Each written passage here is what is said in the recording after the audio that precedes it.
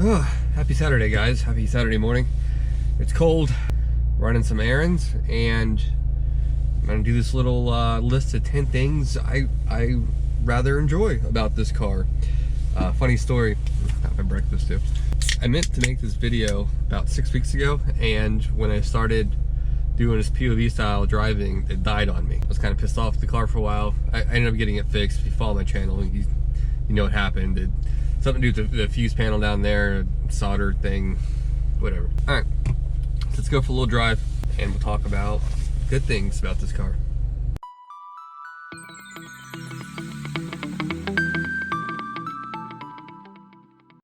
And if you're not familiar, this is the 2010 R56S with a 6-speed. Like I alluded to a minute ago, I've had a few issues with this thing. I had to replace the entire coolant system the week after I bought it. Fuel filter replaced, the fuse box I had to remedy, valve cover gasket I had to replace, the hood was frozen shut, so latch was broken when I got it. I had to replace that and lubricate all the cables going to the latches. Keep in mind, this car has only got, when I bought it, 45,000 miles on it. So kind of a crappy situation. But luckily I do majority of the work on my cars myself, so whatever. I learned a lot doing it, which is cool. All right, so like I said, no particular order. Number one, the handling. The handling on this car is incredible. Funny is, like, this windshield's so steep you can never see a stoplight. It's kind of annoying. Yeah, this thing handles phenomenally. I've driven a lot of cars, a lot of sports cars, and this thing probably handles the best. And it's hard for me to say being a Corvette guy, but this thing handles like it's on rails. There's like no body roll at all. You point it where you want it to go and it goes. There's some torque steer, which I'm not used to, front wheel drive, but I actually kind of like it, you know, it gives it character, if you will. But yeah, the handling on this thing's phenomenal. The steering has a good weight to it without being too heavy, if that makes sense. It's good feedback. The wheel feels good. Everything about it, the position, it feels really nice. Handling, phenomenal. Number two, parking. This thing is so easy to park, and that's also kind of new to me. Parallel parking is a breeze. You can pretty much just pull in. You don't have to worry about, you know, going back and forth, making it work. It just works. It's great. It's just something I didn't think about when I got it, and it is so freaking convenient. I love it. So yeah, parking this thing is a breeze. There's no need for a backup camera at all. You can almost touch the back glass, you know what I mean? So yeah, parking in this thing is awesome. All right, number three, fuel economy. Again, this is also something I'm not used to. Oh, there's a Mini right there. Yeah, getting 30 plus in the city and close to 40 on the highway is awesome. I've never owned a car where I take such few trips in between gas. And the tank is so tiny too, it's like 12 gallons, it's nuts. For perspective or reference, I can drive from here in Virginia Beach area to DC and back on one tank and still have fuel left over, which is crazy. And it's about 450 miles from my house to my buddy's house up there, and it's just nice. It's nice to just not worry about gas. And now the S does require premium fuel, but like I said, it's so great on gas, I don't even care. So yeah, fuel economy on this thing is phenomenal. And I believe the base model gets even better economy than this, so I can definitely see the upside of owning a 9S if you're worried about fuel consumption. All right, number four, fit and finish of the interior. I know I've complained about creaks and rattles before, but given the price point of the car, it's pretty nice. And it's one of the few instances where having BMW as a parent company is actually pretty cool, because all their higher quality materials kind of trickles down. Everything feels good. There's some cheap-ish plastic, but not too bad. Yeah, the dash, it's not real leather, of course, but has a look of leather, and it has a nice soft touch to it, not hard at all.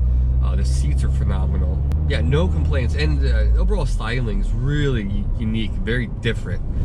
It's very ergonomically correct, if you will. Everything feels good in the right spot. You can reach everything easily. I love the aviation style switches. Really cool, nice touch. They didn't have to do that, but it's really, really neat, and it fits the car very, very well. All right, number five, engine and exhaust tone, or note rather. For a 1.6, this thing sounds really good. Now I know there are artificial engine noises pumped into the cabin through a little thing on the intake. It's kind of a weird design, but nonetheless, I don't mind it at all. It sounds pretty cool. And even on the outside, it has kind of a nice deep tone to it, which sounds really good. I wasn't expecting that. And I would imagine in the future, once they get a proper exhaust and intake downpipe, it's going to sound even better. So definitely looking forward to that.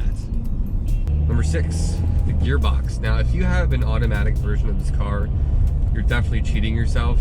This car with the manual gearbox is such a joy to drive. It's not the most advanced or race-inspired gearbox, but it feels so good. It's a little sloppy, but not in a bad way. If that makes any sense. Yeah, it feels really good. It's precise. It's super easy. The clutch is great. The clutch travel is awesome. It catches great. If you're trying to learn how to drive a stick, this is definitely a good car to learn on. My wife will be learning on this car in the very near future. But yeah, the gearbox in this thing is simple. It does the job and it feels very, very good. Yeah, it's just a nice little gearbox. Number 7, overall styling. It's just a classic design, you know. Definitely, it's bigger than the OG Mini, but you know, it's focused for us fat Americans, I guess.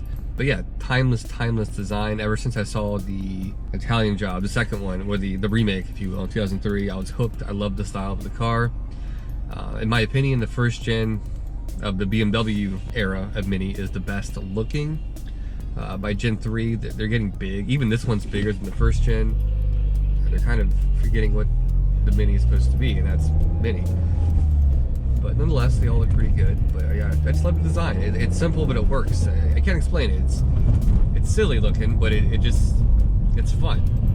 You know, and that movie really solidified it in my younger days. I was like, man, it's a cool car. I'll have one one day. And sure enough, I have one, you know. Number 8 is simply how cheap the tires are on this thing. I recently did all 4 corners with some Bridgestone, if I'm not mistaken. Middle of the road, all-weather tires. I think all the way around with mounting and balancing was like $450, which was something I'm not used to. My other sports cars, I'm used to easily paying $950 plus. So that was kind of nice. I was like, oh, that's it, you know, because I put the 16 inches from the first gen on, so I think they look better, I thought, than the 17 that it came with. Nicer ride. And yeah, when I got the bill, I was like, oh, that's really manageable. And nice little surprise, you know. Number 9, the amount of resources available online for fixing these things. There's such high volume. Now, there's no secret that they're not the most reliable cars, but pretty much anything that has broken on this thing, quick Google search, a YouTube search, you can find the remedy for it, which is nice. So there's a huge network of Mini owners online, which is terrific. Like the weird issue I had with the car shutting off, I went through a couple forums and I found the issue very bizarre, but sure enough, someone had it before me, that same issue, was able to fix it for free, which was awesome, you know. So yeah, the large network of Mini owners and people that DIY these cars makes it much easier to own it. And number 10, that is overall cost of ownership. I kind of pinged on the tires, but that just kind of blew my mind how cheap they were. But overall cost of ownership, the car itself is extremely cheap. They're not expensive at all. My insurance is very cheap. Gas is extremely cheap. And because the car is relatively inexpensive, property taxes are also very cheap. Now, kind of a caveat to this one. These things do like to break a lot. If you're not mechanically inclined or don't have the means to work on your car, prices can add up getting it fixed, because this is a BMW product at the end of the day, and they have no problem taking your money at a premium. But if you don't mind working on them, you know, save yourself a lot of money. They're very affordable to run. So there you have it, guys. There's 10 things I really enjoy about this car. And now that I have most of it, the car sorted out, there's one thing I still have to do, and that is one of the CV axles is starting to vibrate. I looked online, you can get them for like 50 bucks a piece, and they're really, really easy to do in this car. So that might be a project next weekend, we'll see. And of course, I'll film it. I did replace the valve cover gasket last weekend. I was gonna film it, but there's so many of those tutorials online, it wasn't even worth it. I did check the timing chain tensioner. That is good to go. Luckily, I probably will just do it like 20,000 miles just to be proactive. active because they are very problematic. But yeah, guys, that's it. Quick little 10 things on this cold Saturday morning. Hope you guys enjoy this, and I'll catch you guys next time. Later.